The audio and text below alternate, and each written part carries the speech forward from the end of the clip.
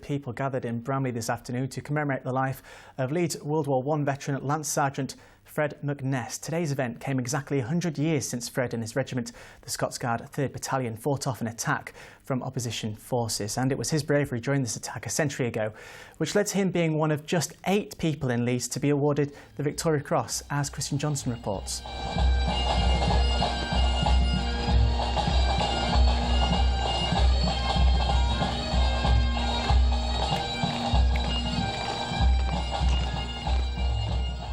More than 60 years after Fred's death, his legacy lives on.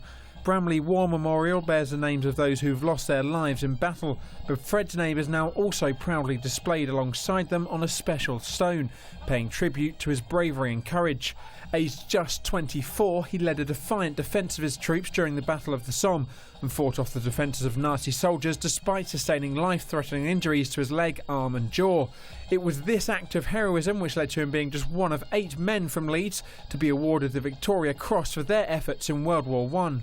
Bramley is lucky to have had people like Fred from Bramley who've done so much for our country and given so much and made huge sacrifices, and it's right that 100 years on we honour the contribution that he made, and it's wonderful to have Fred's family here, travelled from all over the country to be here today, but also the number of people from the local community who wanted to come out and honour what Fred has done and what he's given, and getting the Victoria Cross is obviously a huge achievement. He was a great man, and I think it is right that Bramley honours that. After receiving treatment for his wounds, Fred arrived back home in Bramley in 1917, where he was welcomed by almost the entire community.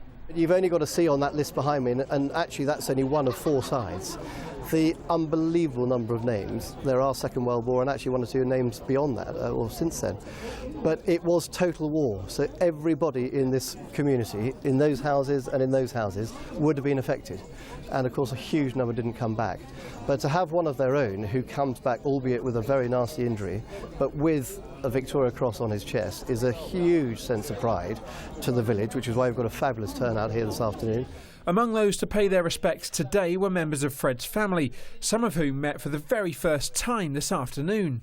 Some of the family history was becoming evident over the last few years, but only since this event was organised have we discovered the full extent of that family. Many of them are here today. It's lovely to be able to meet them for the first time. I'm very proud of what he did. I'm very proud that he reacted in that way.